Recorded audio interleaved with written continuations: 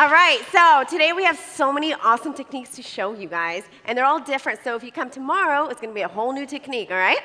So I'm going to just go ahead and get started right away and let you know what I'm doing. This is my done model.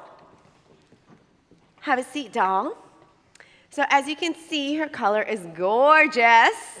And on her, I did a balayage sandwich with baby lights mixed together, okay? I'm going to be teaching you guys the balayage sandwich today, and then come tomorrow for the baby lights, okay? So I just want to show you guys, though, the blend of her hair. Look at that. Do you guys see that? How beautiful. How beautiful her hair is. And anyway, there's that gorgeous, gorgeous blend. Anyway, so when she pulls her hair back, she has all those sexy baby lights, okay? And she wears that any way she wants. Her color will look amazing, and that blend will never die. And on her, I used 1 part red, on the teardrop red. Soft pink. No, what was it? It was... Joico. It was Joico red, and then soft pink, and then with clear. And then on her ends, it was just straight yellow. Beautiful blend. Did the teardrop. Has anyone been here to one of our classes? Well, good. Awesome. Then you guys will all learn. Awesome. Okay, cool. So like, she's who actually. Are you guys again? No. She's actually going to walk around. You guys are more than welcome to take photos of her, dig into her hair, and yeah, just to see, you know, the blend and her beautiful color. So off you go, my love. Have a seat, darling. All right, so on my model, I'm going to be teaching something I call elevated color. The idea is to start thinking of color in a third dimension, because we do three-dimensional color techniques by adding multiple colors, but I'm going to teach you guys a really easy technique to be able to do things like shine lines, things like maybe like dark shadows through the hair, and with just a few sections, you can create something that's really unique, because we're used to seeing highlights coming from the root down to the ends or balayage, and I've been working a lot with color going more horizontally.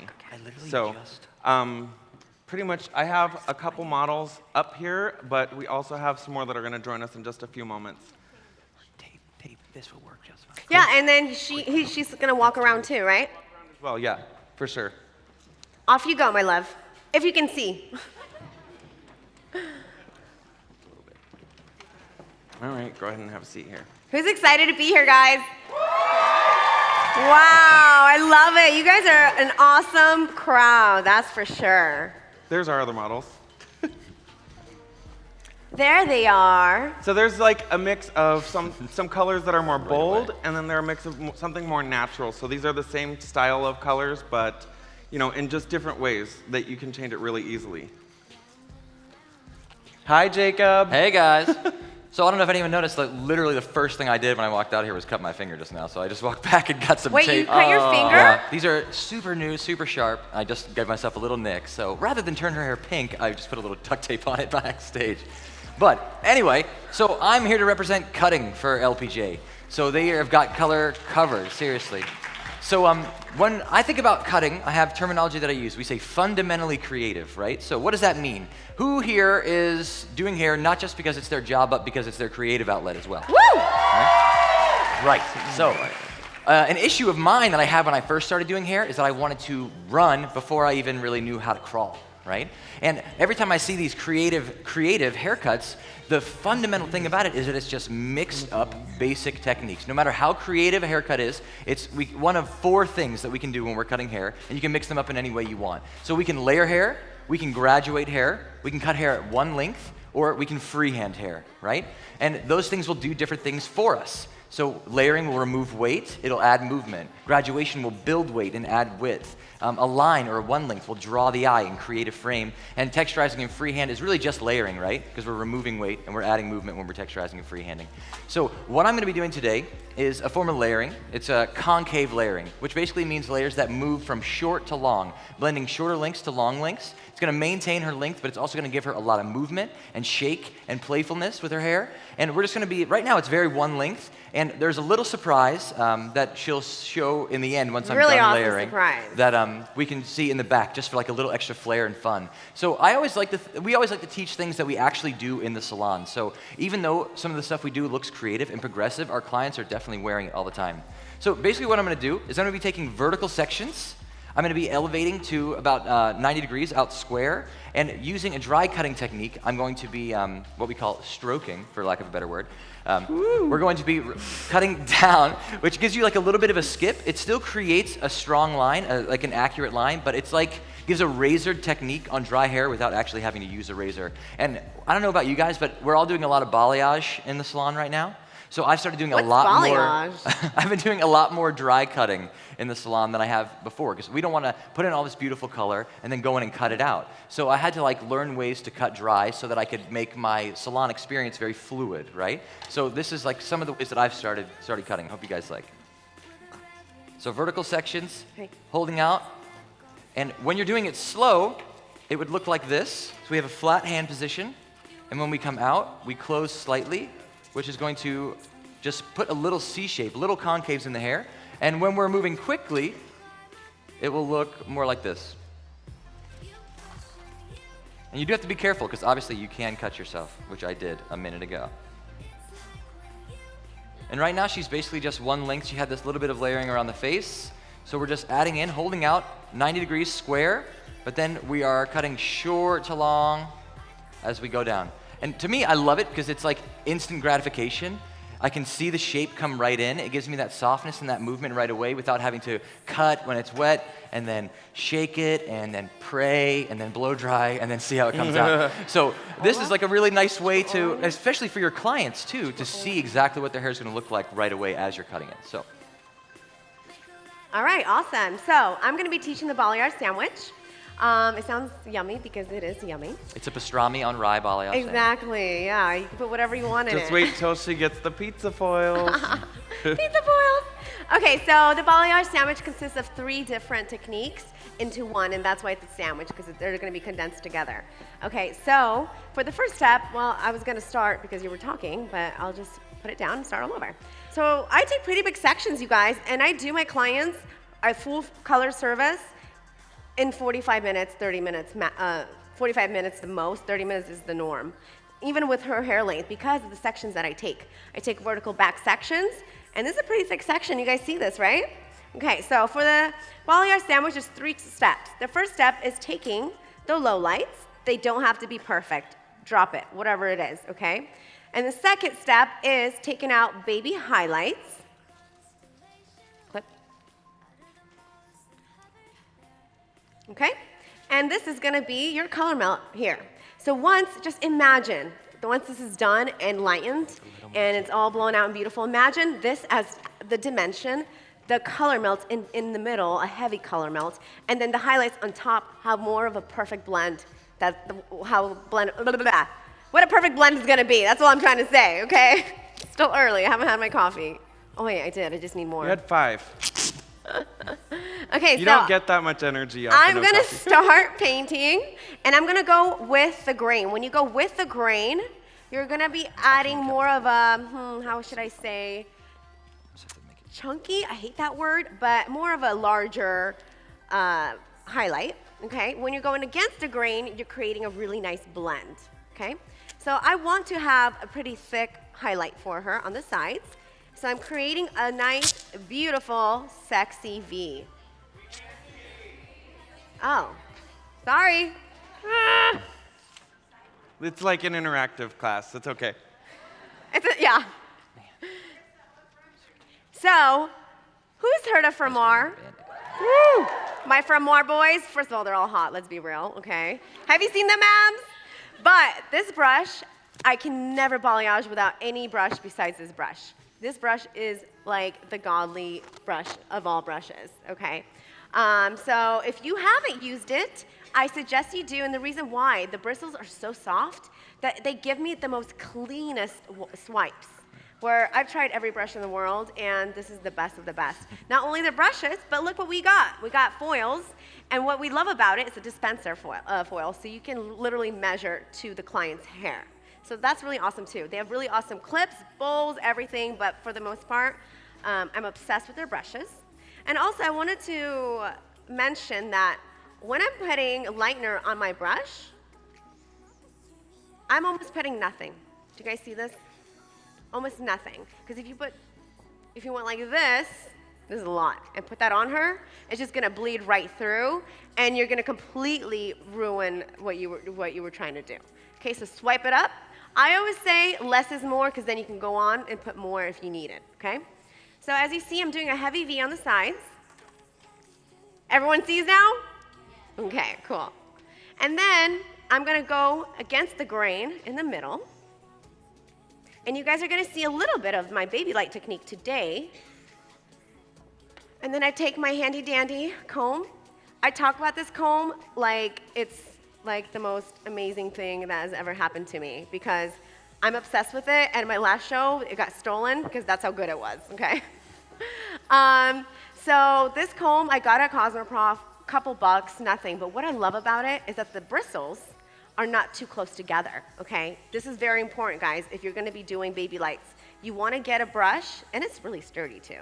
You wanna get a brush that has far apart bristles, so once you comb through, you're not gonna take away everything that you just worked for. So you have to get one that's wide and it's more wide.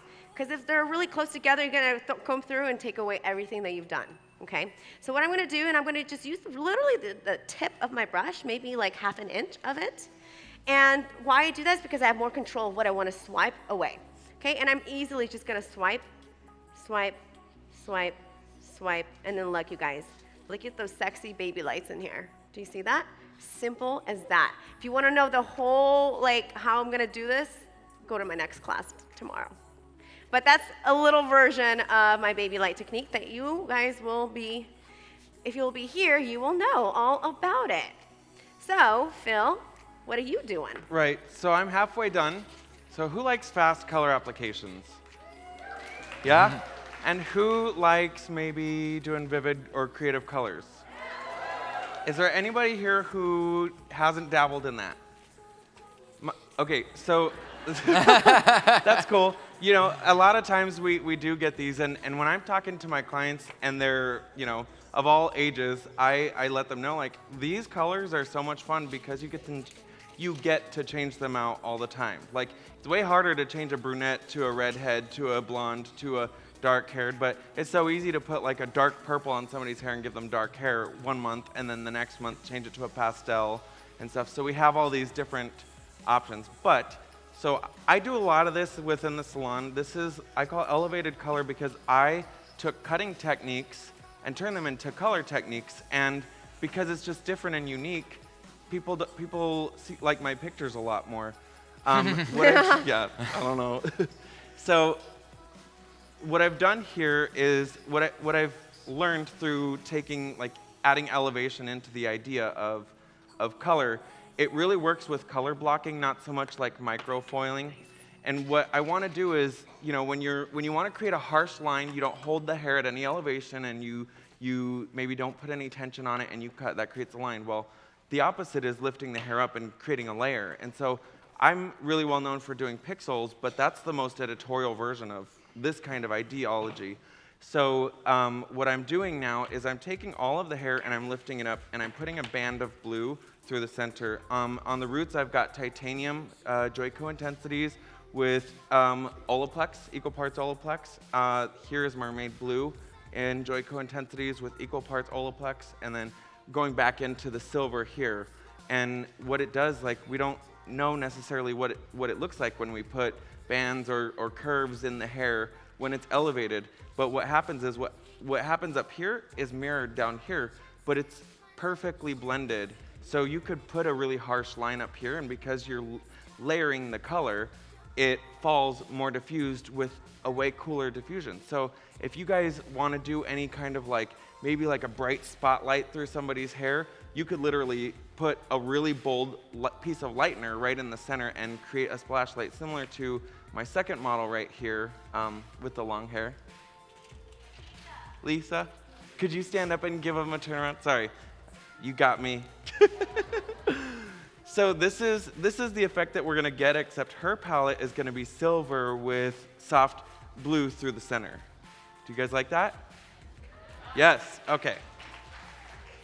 And by the way, the other thing too is like elevation doesn't stop at 90 degrees. Like if you really wanted to do something cool, maybe like my Power Ranger model here on the right, you can hold all of the hair in one place, put your color, and then let it fall. And what it happens above, it happens below. So if the color starts here, then it's gonna fall and the hair is gonna move it back. Is that cool? So that's how she's got like a diagonal sign where everybody else is more horizontal colors. Like mind-blowing, and it's hard to think about sometimes, but next week you'll think about this and try it maybe. Cool. Jacob? All right. So I'm bleeding. No. Are you really? I mean, yeah, but it's no big deal. So Just a little blood on her hair. It's okay. So something that changed a little bit with the haircut is that mostly it's all vertical sections all the way around the head, right? So starting right behind the ear is where I like to start when I'm doing my vertical sections. When I'm doing really any kind of layering on longer hair. And the reason for that is like, you ever have that moment where you're like in hair school, just graduated, or maybe you're 20 years in, whatever, and you're cutting that layer in the back and you're like, ooh, these layers are looking really good. I love this length, I love this length. And then you get to the side and you're like, oh man, that's a lot coming off. Like I've had that moment where I'm like, oh, well, I'm just gonna slide up. And we'll just leave it there. I don't want to scare anybody.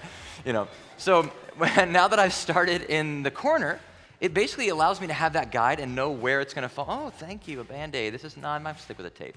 But it basically gives you that guide that will allow you to know where that layer is gonna sit no matter where it is on the head, right? Because if I take it from right here, I know that this layer is gonna sit nice in the front. And then if I bring it to the back and use it as a guide for the back, I'm able to know where that's going to sit in the back as well. And a lot of the time, when we pivot around through the back, starting in the back, our lengths change and we end up taking a little bit too much off through the front. So that's a way that I've been able to combat that and solve that problem for myself. Fringe, basically what I did was take a diagonal section, basically the eyebrow.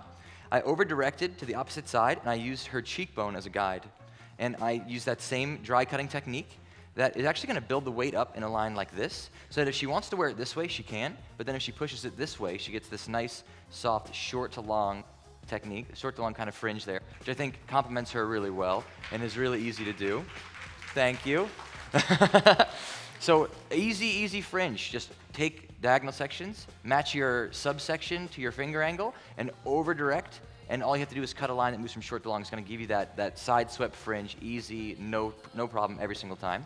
And then we're just basically going to take those same vertical sections now and work our way through the back. And then I will reveal the accent that we put in, which I think is something really fun to do for clients when they want to wear something fun and progressive. In the same way that Phil was talking about, that these colors are fun, progressive, but they're interchangeable and they're not like so committed. They're a little bit more non-committed.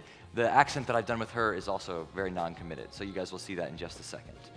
So we're pulling this out 90 degrees, and like I said, if you're looking slow, I'm using a flat hand position as well, position like this. So basically, we have these things, drills that we do in the salon and in class that will help you use your scissors correctly, right? So you're only supposed to be using, we all know that we have a still blade, and then we have our kinetic blade, or our movable blade, right? So basically, we're just moving our thumb. So a drill that you can do is put your hand out in front of you and do this until this part of your hand starts to burn, right? And then we're gonna flip over, we're gonna do it this way until it starts to burn that way. You're gonna go forward, you're gonna go this way. And just do that when you're at the house. Like if you're watching TV, you're watching daytime TV, you're watching Judge Joe Brown or whatever is on TV, then you're gonna just have your scissors in your hand and make them an extension of you, Eventually, it won't be difficult. It'll be difficult to move your hand the other way, right? And then the last position is basically like, if you think about it with your scissors straight up, we're gonna flatten them out, and then resting my thumb on the scissor, which allows me to cut straight lines really easily, which allows me to cut curved lines really easily, and allows my hands to become like a pair of swivel scissors, right? So I'm very minimalist with what I do. I don't know if you can tell by my cart. That doesn't really have anything on it, but I basically use one pair of scissors, I use one kind of comb, I use a few different clips, and I don't use any swivel, I barely use a texturizing scissor. I do use a razor now, a straight blade. I use like a precision razor, but I want my hands to be versatile. I want to be able to take one tool and make it into as many tools as I want, right? We'd say like, you want to be able to do more with your tools so you can have less of your tools, right? Or more expensive ones. Yeah, so you can buy that $2,000 pair of scissors instead of like 50 different like little cruddy scissors that you don't actually need. So if you use a swivel though, that's totally cool if you like that. I don't mean to knock it. But for me, these are a straight, no offset, 5.5-inch scissor that just really serves me to the best of my needs. And we're just pivoting around, and we're gonna find our guide in the center, and we're gonna run out of hair to cut. And you can see that even though it is a texturized technique, it's a soft technique, I can see my guide kind of falling away right through there, and this hair right through here. So even though it's soft, it still can be accurate.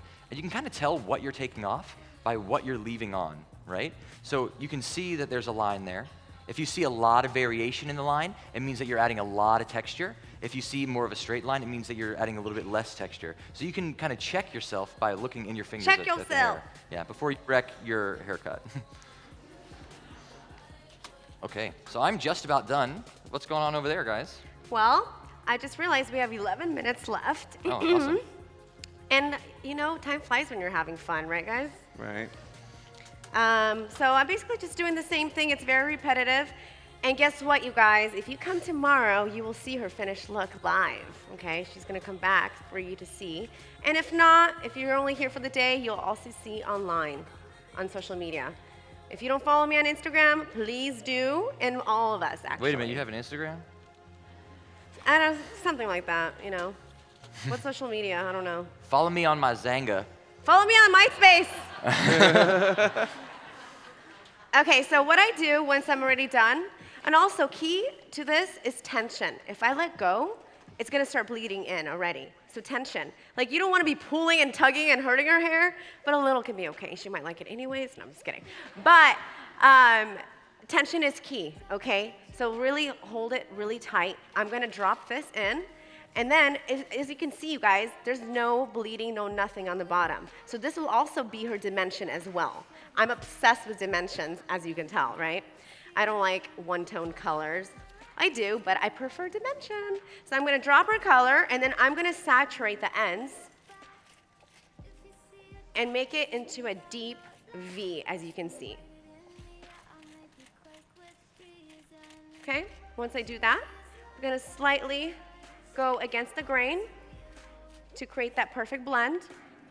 Easy breezy, beautiful hair. And what I like to do, this is like a tiny little trick, but you know, it really works. I put my comb right here, and I take my highlights, especially for like tiny weaved out highlights. Holder thing. Take my comb, and that way I can just go like this, and let me redo that again. Magic. That way, it didn't work this time. Let me redo that. That way I can go like this, and that way it can just follow. And you know what I'm saying? Because if you just put it down, it's gonna bleed. Okay, and you want it to be as tight as possible and as close as possible to her hair. Also, when I am highlighting her, when I'm coloring her highlights, and I'm getting really close to the scalp, but you guys don't ever want those stripy highlights, right? So what I do is, move this. What I do is I pick up the foil. And this is also a tiny little trick, but can make such a huge difference. I pick up the foil, and I go against the grain. And the reason why I do that is because it gives me, I can really get super close to her scalp, and I know that I'm not gonna bleed. Or I'm not gonna bleed on her, and I'm not gonna bleed down by the inside of her hair, if that makes any sense. I'm using Blonde Me Schwarzkopf. Who uses Blonde Me here? Yeah, those are my girls. You know, I love Blondor. I love a lot of different lighteners, but this is my favorite. And the reason why, it gives 9 lifts. Okay, it's freaking amazing.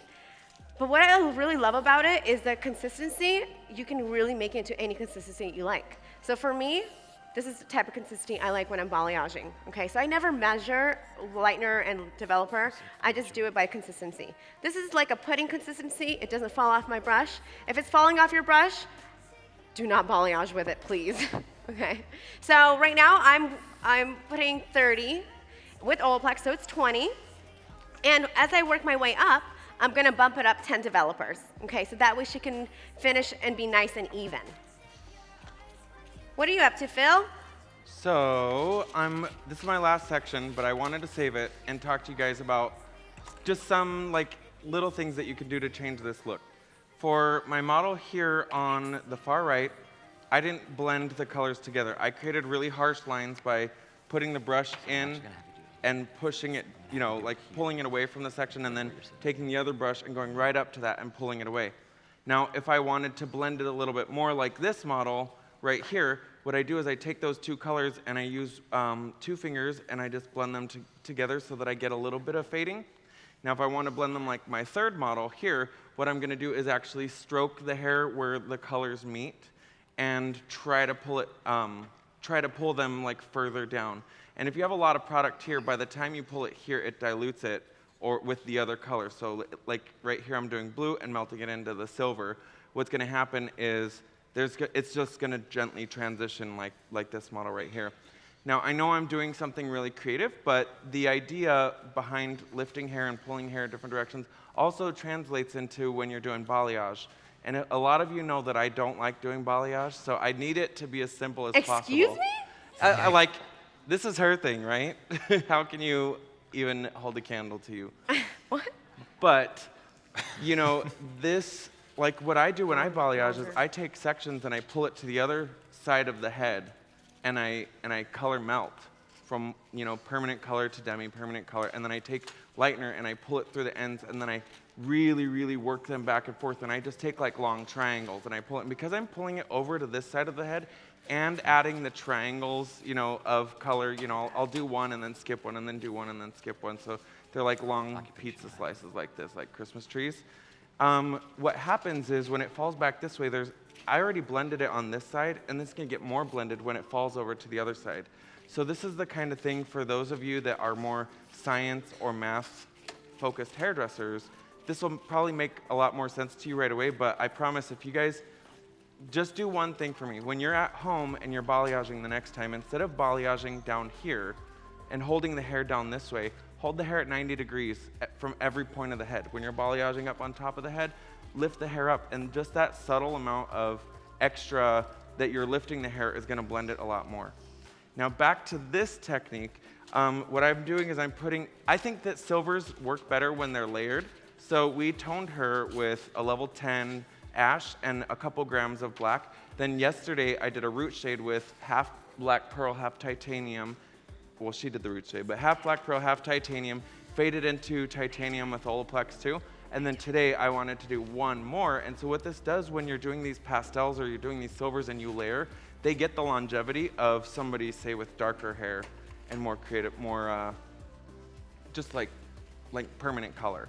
So that's a secret that I do with my clients. And even honestly, if you finish a client and they're pastel, when you go to the shampoo bowl, rinse their hair with conditioner, like scrub it with conditioner, and then layer on another bowl of your pastel, and it'll just have 2 layers, and it just helps client, and you can upcharge like a double process, you know.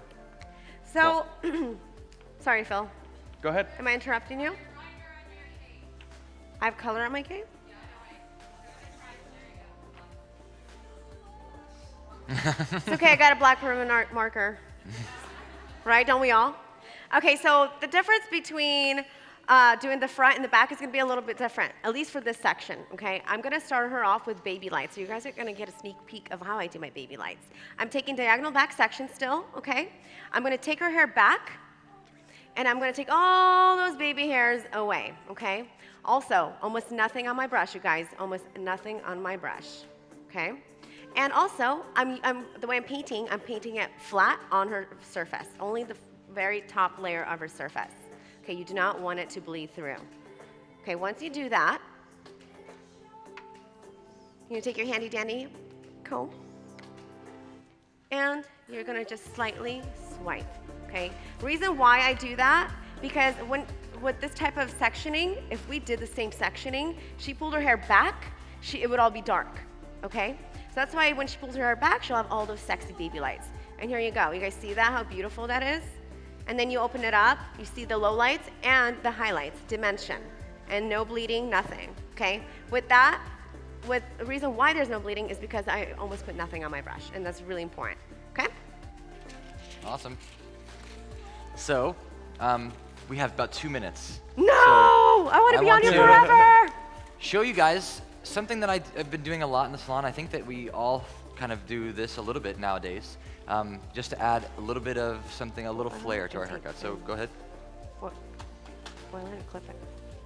So, Yeah, baby.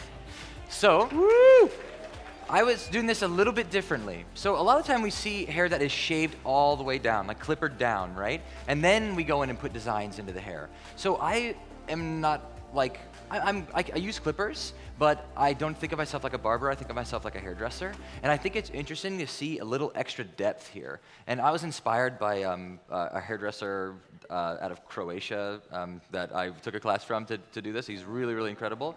But this particular shape I really love. Basically what we did was we took diagonal sections that pivoted to vertical at 45 degrees, and we created a round graduation, like a tailored round graduation. And then I just cut channels in, and this is also where your flat hand position is gonna come in handy, that you can cut straight lines really nice and easily, and get in even like by the shoulder really well, especially if our arms weren't up. You got 50 seconds. And yeah, so I hope you guys like it. I encourage you to try different things like that. I'm like, I wanna and finish. leave a little bit of weight so that you can see the depth of it, because I think We it's really see the soft, depth.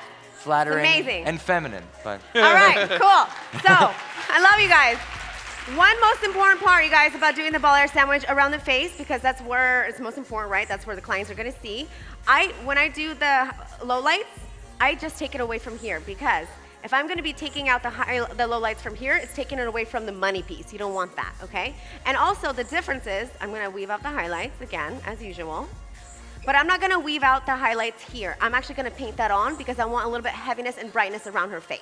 Okay, so always go a little bit heavier around the face and a little bit higher up here, okay? And then you can go a little bit lower on the V here and then do the baby lights and then the highlights. So just imagine how beautiful that's gonna look once it's all blended, once it's all done.